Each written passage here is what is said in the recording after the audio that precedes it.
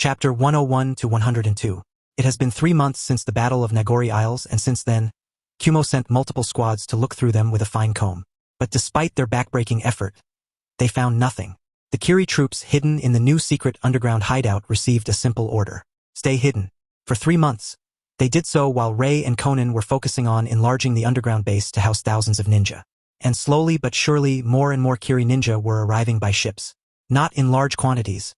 Rather, the Mizukage chose subtlety, so it took 3 entire months for the Nagori base to house 5,000 men.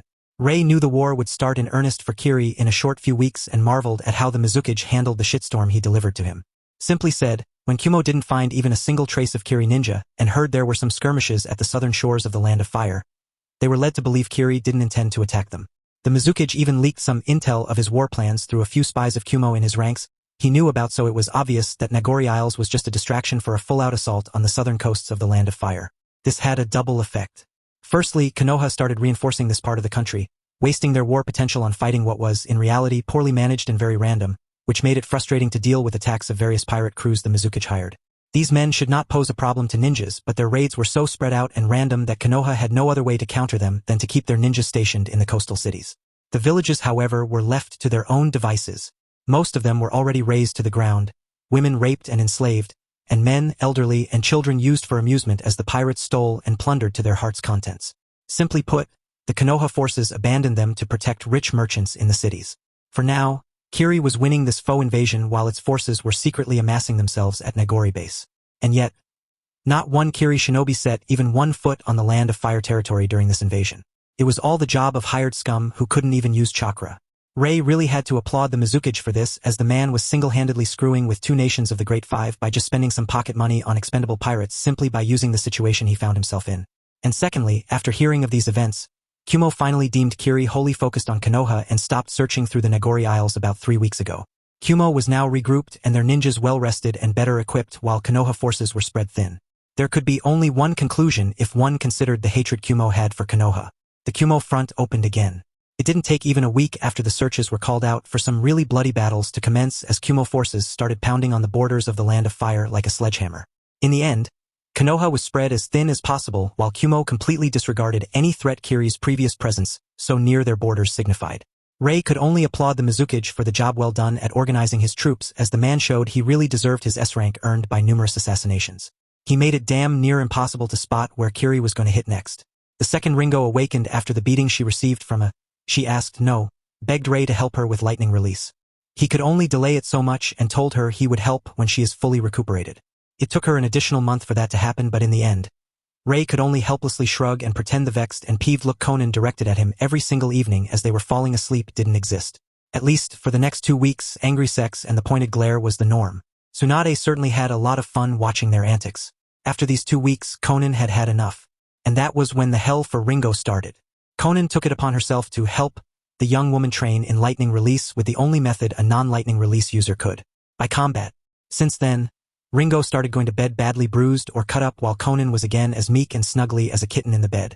Rei had to admit he didn't stop Konan because he knew these training sessions were more of a frustration relief for her, and he liked silently bashful tender Konan more than silently seething angry Konan.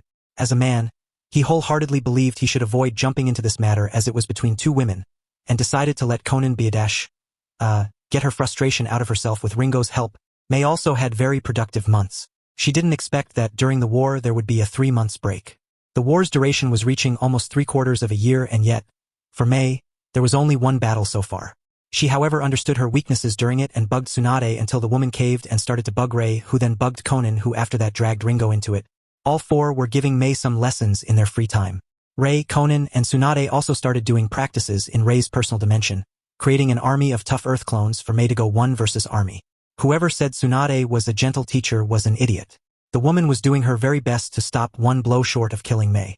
If Tsunade wasn't such a good medic who could use nature energy to heal while being fully supported by the overabundance of the said energy in Rei's dimension, May would be crippled for life only after 5 minutes of these new exercises. And yet, she was getting stronger at a rate most would call insane. The only thing Rei could do when he saw May's progress was to dryly think, the plot armor is strong with this one. But like all good things, the peaceful period was on the verge of the end. The Mizukage now had all troops where he wanted them. He also had all the countries where he wanted them. Moreover, he had Konoha where he wanted it, and it was time to start offensive. Fuguki Suikazan, Kushimaru Kuriere, and Ringo Amuri. These three, the Mizukage decided, would lead the Kumo front while the other 5 members of the 7 swordsmen were preparing to lead an offensive against Konoha. These 3 were chosen especially because of how fierce they were, since that was something that would save them in this vastly outnumbered gamble. They weren't given all that much resources or troops. Their whole deployment was simply a necessary evil, as the clan heads pushed for an attack on the Land of Lightning in some inane vision of glory. Sometimes Rei wondered if stupidity was a necessary trait to become a clan head or being a councilman. If Kiri set all its might onto Konoha, the village would fall as quickly as Uzushio did in the Second War, and yet, it was Kiri Council that prevented this from happening. Nevertheless, Rei was really curious about how Ringo would handle this when the odds were stacked so much against her.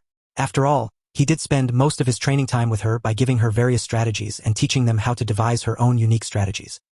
He doubted she would again get cocky or suicidal enough to face it alone, not after the verbal spanking he gave her, the physical trashing Conan gave her, and most importantly, the sullen, angry pout May gave her.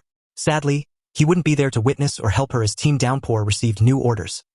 Onwards to Suna. The Mizukage wanted to cement his advantages over Konoha by convoluting with the village that hated treehuggers most, the Iwagakure. Unfortunately for the Team Downpour, they were the fastest delivery boy the Mizukage had, therefore they now flew in the sky on Conan's platform made of paper towards the borders of Sunagakure, one of the least expected places where a meeting between IWA and Kiri messengers could happen. So, what is the plan? Conan asked as she sat next to Rei, who just hummed at her with a shit-eating smirk. What do you mean? He asked, making her roll her eyes at him in exasperation. Rei chuckled at her reaction and promptly regretted it as Conan pinched his side. Hard. Oh. Stop it, woman! He exclaimed, and to his eternal relief, he felt Conan stop. With an exaggerated pout, Rei turned to her and puffed out his cheeks. That hurt! He petulantly proclaimed and waved his right hand in the air, making Conan snicker at his antics while taking hold of his free hand as she leaned onto his shoulder. You know what I mean. I wasn't born yesterday. I am fully aware you planted some listening seals into Tsuchikage's office, Iwa's council room, and a few spots of interest, Conan said with half-lidded eyes as she enjoyed Rei's warmth while pressing herself more into him. Ahahaha. So you noticed? Rei tried to laugh it off and rubbed the back of his head with his free hand. Of course, Conan deadpanned, looking into the rising sun as it painted the horizon in bright orange. If it was up to her, she would want to stay like this with Rei forever. After all, I did the same and bugged these places with my paper slices too. She finished smugly, making Rei open his mouth, but no sound came out as he was quite speechless. In retrospect, I should have seen this coming. It was just a precaution though. That's why I never told you, as I never thought it would be of use, he said in an apologetic tone. Conan started but was quickly interrupted as an explosion sounded from afar, and May jumped awake because of it, starting to rub her eyes as she cutely yawned. She whined sleepily, making both Rei and Conan smile at her, while spreading their nature sensing towards the explosion and veering the platform in its direction. What's going on? May asked as she came closer and kneeled behind them, leaning on their backs while propping her head in between theirs. That was when they saw it. In front of their eyes, a scene of carnage appeared as they stumbled on a battlefield with still ongoing battle.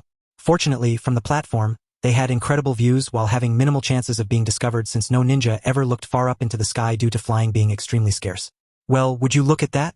Looks like we are quite lucky today. I mean, what are the chances? Hey Shukled. Major battles like this didn't happen on daily basis. There was seldom one per 6 months, and even that was a stretch. Ninjas were more of a guerrilla warfare type of combatants. Forward clashes like the one they were just witnessing were something rare, as villages could not afford to waste their men. To think they would randomly stumble upon one. The mangled bodies of IWA and Suna ninjas covered the desert as the two armies clashed. Hundreds of ninja fought for their villages, bravely but foolishly killing each other. Suna Tessenjutsu units worked together to perform joint ranged wind jutsu and tried to keep their distance, while the weaponry and pieces of puppets from Kagutsu units flew everywhere. Rei had no doubt every single piece from those was soaked in a very dangerous poison. The IWA had similar tactics, as their explosion corps were focusing on ranged attacks and throwing explosives, and their ninjas fought more defensively with their earth ninjutsu. The situation, however, complicated for combatants who clashed in the middle of the battlefield, not really caring about who would become the collateral of their actions. Golden sands rose, crushing tens of people as they raced towards a plump guy clad in IWA attire. The guy just clapped his hands together and commenced weaving hand signs in preparation of his jutsu before the area in front of him exploded, tossing the golden sands away from him. The golden sands, however, quickly reformed into yet another wave and flew back at the plum IWAnin, who jumped back and started throwing kunai at it, each of which exploded on contact. These explosions were a lot bigger and louder than an explosive tag and released a momentary blinding flash of white light. Clever, the IWA guy is using these flashes from his explosion to make his opponent lose sight of him. The golden dust user must be pretty annoyed by now. Conan commented, more for the sake of Mei so she would be fully aware of what was going on and why the round guy managed to fight back. Look there. Conan calmly pointed towards the other high-level battle a bit away, making both Mei and Rei turn their heads towards it. A small slim woman holding two kunai was in a fierce melee clash with a big muscled guy who used his fists hardened by some earth jutsu to try ferociously hit the woman, but she always just sidestepped, using her incredible agility to avoid each strike while also retaliating with her kunai, trying to find a purchase. Conan pointed them out because these two were amazingly fast, and as they fought, they moved all over the battlefield, sometimes killing some poor soul without even noticing. Suddenly, the woman jumped back, and above her hands 2 fiery orbs of orange pulsed into existence. Oh, it's Pakura, Rei said surprised. He never expected her to be so good with kunai. Conan and Mei didn't have time to respond and only narrowed their eyes at the now introduced woman as she flung her scorch orbs at her opponent. The bulky man from IWA didn't stay idle and knew these orbs would kill him on contact. But it didn't matter as he was where he wanted to be. From his mouth, he suddenly spat a large amount of lava, creating waves of it covering the vicinity. Damn! That must have killed hundreds, Mei exclaimed with wide eyes while in her head. She was already calculating how to use something similar with her own bloodline. Rei was a bit sad at how easily Mei reacted to so many people dying, but this was the reality. She would either accept it or die. Pakura, seeing her comrades scream in unthinkable pain as they were being melted by lava, screamed in rage as another 3 scorching orbs appeared around her, and she quickly sent them towards IWA ninjas rather than her opponent. From there, the battle became a total massacre. Pakura focused more on mummifying the IWA ninjas while evading currents of lava that killed everything around her, while the IWA ninja evaded occasional kunai or scorching orb, while spewing lava bullets and lava waves in hopes to kill more Suna ninjas. It was no longer about a fight between the two. Instead, it was about who kills more cannon fodder faster. Hey, I never told you how happy I am you took me in, Mei suddenly said breathlessly, her mind in turmoil at what she saw. If Rei didn't take her in and train her, she would probably become a genin, an average genin at that. Meaning she would, most likely, be a participant in a battle like this, ending in the role of the screaming cannon fodder. She gulped at the chilling realization and briefly pitted her classmates. Rei only sadly smiled at Mei and tenderly patted her head in reassurance. The fight was getting to the closure since both sides were running out of ninjas. Many already retreated, and it was now mostly a fight between the 4 strongest. The surrounding area was covered in molten lava, golden sands, loads of obsidian glass created from the immense heat through the scorch or lava releases. It was a mess. Even the bodies of ninjas were already either melted or mummified, if not buried deep in the sands.